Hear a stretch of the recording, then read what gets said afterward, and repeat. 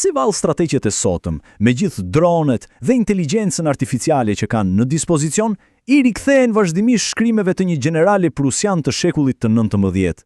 Tingëllon pak e çuditshme, apo jo? E po sot do të zhyremi thellë pikërisht në këtë temë. Do të përpiqemi të deshifrojmë kodin e mendimtarëve më të mëdhenj të luftës për të parë se si idetë e tyre, në dukje të vjetra, ende formosojnë dhe madje vendosin fatin e konflikteve moderne. Me siguri e keni dëgjuar këtë citat. Vjen nga filmi Crimson Tide, ku dy oficerë në një nëndetëse bërthamore debatojnë pikërisht për këtë, për një general prusian që ka vdekur prej shekujsh. Dhe kjo na bën të pyesim, pse liderët e sotme, po njësoj si këta personazhe filmash, vazhdojnë t'i referohen Karl von Clausewitzit. Përgjigjja është se ai nuk la pas një manual udhëzimesh për të fituar, as pak. Ai na dha diçka shumë më të thellë, një hartë të ADN-s së vetë konfliktit, një mënyrë për të kuptuar forcat e padukshme, pasionin, rastësinë, politikën që japin formë çdo lufte pa përjashtim. Pra, ja si do ta shtjellojmë këtë çështje. Së pari, do të njihemi me themeluesin vet Karl von Clausewitzin. Më pas, do të shohim se si idetë e tij u sfiduan nga teknologjitë e reja dhe nga manuali krejtësisht ndryshe e revolucionarit Mao. Mëtej, do të trajtojmë debatin e përjetshëm. Kush duhet të komandojë vërtet, politikani apo generali? Dhe në fund, do t'i kthehemi pyetjes kryesore. Pse, në fund të fundit, këta mendimtarë të sushkuarës kanë ende kaq shumë rëndësi sot? Atëherë, le të fillojmë me të parin. Karl von Clausewitz. Kryevepra e tij mbi luftën shpesh keq kuptohet. Nuk është as pak një libër gatimi përfitore. Nuk do të gjeni aty hapa konkret. Përkundrazi, mendojeni më shumë si një busull filozofike. Qëllimi i Clausewitzit nuk ishte t'u thoshte generalëve se çfarë të bënin, por t'u mësonte si të mendonin për natyrën thellësisht kaotike dhe të paparashikueshme të luftës. Dhe në zemër të gjithë këtij mendimi qëndron koncepti i tij më i famshëm, trinia paradoksale. Çfarë do të thotë kjo? Clausewitz thoshte se çdo luftë është si një vorbull e tre forcave kryesore. Kemi, së pari, pasionin e verbër, urrejtja, armiqësia, ajo që vjen nga populli. Së dyti, kemi lojën e rastësisë dhe probabilitetit, e famshmja mjegulla e luftës, ku fati dhe gjenjaliteti një komandanti bëjnë diferencën. Dhe së treti, kemi arsyen e ftohtë llogaritëse, fakti i thjeshtë që lufta është thjesht një mjet për një qëllim politik. Mënyra se si këto tre forca ndërfuren dhe kërcejnë me njëra tjetrën, i jep çdo konflikti karakterin e tij unik. Mirë, le ta bëjmë këtë pak më konkret. Clausewitz nuk u ndal tek abstraksionet. Ai i lidhi këto forca me aktorët real. Pra, pasioni dhe urrejtja, ato i përkasin popullit. Rastësia dhe genialiteti, kjo është fusha e lojës së komandantit dhe ushtrisë. Dhe arsyeja, pra politika, kjo është puna e qeverisë. Dhe ja ku qëndron Chelsea, të kuptosh se si këto tre elementë ndërveprojnë, jo vetëm te pala jote, por edhe te armiku, është hapi i parë dhe më i domosdoshëm i çdo strategjie. Në thelb, para se të bësh lëvizjen e parë në shah, duhet kuptosh se çfarë loje po luhet. Okej, pra e ke kuptuar natyrën e luftës. Cili është hapi tjetër? Hapi tjetër është të gjesh thembrën e akilit të kundërshtarit. Clausewitz e quajti këtë qendra e gravitetit. Mendojeni si gurin kyç në një hark ose si zemrën në trupin e njeriut. Mund të jetë ushtria e tyre, kryeqyteti, ndonjë aleat i rëndësishëm apo edhe vetë morali i popullit. Qëllimi është i thjeshtë. Identifiko atë pikë të vetme, kritike dhe godite atë, sepse nëse e shkatron atë, e gjithë struktura e armikut do të shëmbet. Tali, duhet këtë kujtojmë diçka. Teoritë e Clausewitzit lindën nga betejat toksore të epokës napoleonike, me ushtri që marshonin nëpër fusha. Por, çfarë ndodh kur fush beteja nuk është më toka? Çfarë ndodh kur ajo ngjitet në qiell ose zbret në thellësitë e oqeanit? Pikërisht këtu, teknologjitë e reja radikale do të vinë në provë nëse idetë e tij ishin vërtet universale. Thjesht hidhini një sy këtij transformimit pa besueshëm, po flasim për një hark kohor prej vetëm një shekulli. Lufta detare kaloi nga anijet prej druri me vela në ato bishtat masive prej qeliku me motor me avull. Anija japoneze Mikasa në 1905 mund të hidhte predha qindra kilogramshe në distanca kilometrike, diçka krejtësisht e paimagjinueshme për admiralin Nelson në 1805. Përparimi teknologjik ishte pa egzagerim marramandës. Dhe prapse pavarësisht gjithë këtij qeliku dhe avulli, pyetjet themelore strategjike mbetën po të njëjtat. Mendimtarë si Mahan apo Corbett po përballeshin me të njëjtën enigmë që kishte shtruar Clausewitzi.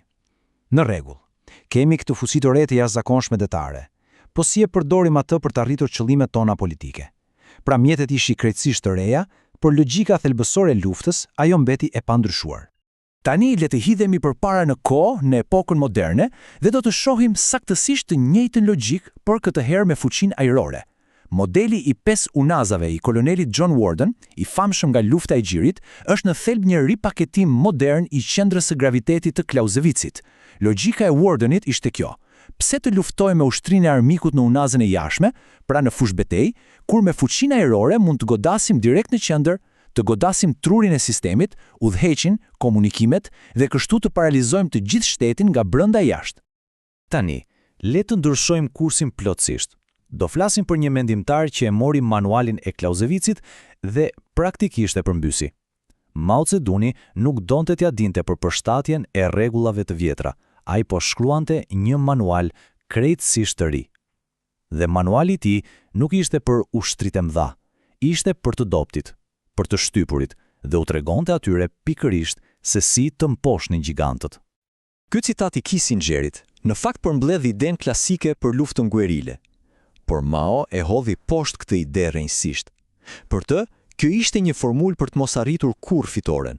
Të mos humbje thjesht nuk mjaftonte. Jo.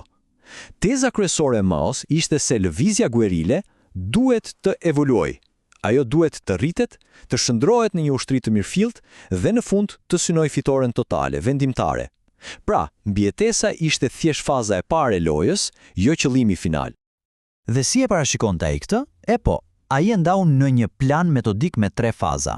Faza e parë, mbrojtje strategjike. Këtu gjithçka ka të bëjë me mbijetesën, sulmet e vogla gerrile dhe më e rëndësishmja ndërtimin e mbështetjes së popullit. Pastaj vjen faza e dytë, bllokimi strategjik. Këtu revolucionarët fillojnë të ndërtojnë qeverisjen e tyre në zonat që kontrollojnë dhe të lodhin armikun.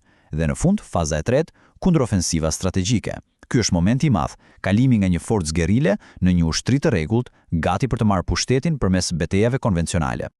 Mirpo, pavarësisht se cilin manual ndjek, ato të Clausewitzit apo të Maos, të gjitha këto teori herët avon përballen me një pyetje shumë praktike: kush vendos në fond? Kush është shefi kur situata bëhet e vështirë?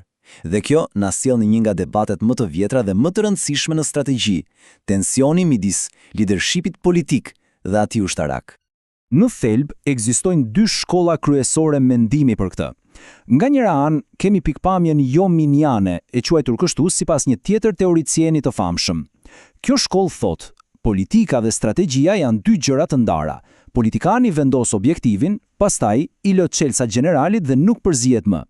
Në anën tjetër, kemi pikpamjen e Clausewitzit, e cila këmbgul se lufta është gjithmonë dhe në çdo moment një akt politik. Prandaj, politikani jo vetëm që duhet, por e ka për detyrë të jetë i përfshirë thellësisht për të siguruar që veprimet ushtarake po i shërbejnë qëllimit të duhur politik. Dhe mos mendoni se ky është një debat thjesht akademik. Pikpamja jominiane ka pasur ndikim të jashtëzakonshëm, sidomos në ushtrinë amerikane. Ky citat nga një manual i vitit 1936 flet vet. Politika dhe strategjia janë rrënjësisht dhe thelbësisht gjëra të ndara, pra e zezë mbi të bardhë. Ky ide në një muri ndarësh midis politikanit dhe generalit mbizotroi për dekada, por vunë në pikpyetje seriozisht pas përvojës së hidhur të luftës së Vietnamit, ku u bë qartë se mospërputhja midis qëllimeve politike dhe realitetit ushtarak mund të ishte katastrofike. Në dekadat e fundit ama, ka pasur një rikthim të fuqishëm të perspektivës së Clausewitzit.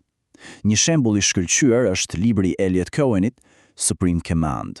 Argumenti i Cohenit është i thjeshtë. Liderët më të mëdhenj të luftës, si Lincoln apo Churchill, nuk qëndruan duar kryq. Përkundrazi, ata u përzien vazhdimisht në çështjet ushtarake. Jo sepse donin të luanin rolin e generalit, por sepse bënin pyetje të vështira dhe sfidonin vazhdimisht ushtarakët e tyre. Pse? Sepse e kuptonin të vërtetën themelore të Clausewitzit. Lufta është një çështje tepër serioze për t'u lënë vetëm generaleve. Ishte detyra e tyre si politikan të siguroheshin që sakrificat e kombit po bëheshin për qëllimet e duhura. Pra pasi kemi kaluar në për Clausewitzin, fuqinë ajrore, magonin dhe këtë debat të madh midis politikanëve dhe ushtarakëve, le t'i kthehemi pyetjes fillestare. Pse ka rëndësi e gjithë kjo sot? Pse vazhdojmë të studiojmë këta mendimtar? Përgjigja është se ata nuk na japin përgjigjet e lehta apo receta magjike. Ata na japin diçka shumë më të vlefshme. Korniza mendore janë si një set mjetësh për të menduar. Trinia e Clausewitzit për të diagnostikuar një konflikt, qendra e gravitetit për të fokusuar sulmin, fazat e Maos për të planifikuar një luftë të gjatë. Këto mjete i ndihmojnë liderët të japin kuptim kaosit të luftës, në vend që thjesht të reagojnë ndaj tij pa plan. Një mënyrë e mirë për ta kuptuar këtë është duke i parë në nivele të ndryshme. Mendimi i Clausewitzit është jetik në nivelin më të lartë, atje ku politika takohet me strategjinë e madhe kombëtare. Ndërkohë, idetë më praktike dhe si të bëhet të mendimtarëve si Gjomini janë ende shumë të dobishme për planifikuesit ushtarak në nivelin operacional dhe taktik. Pra, secili ka vendin e vet në këtë piramidë.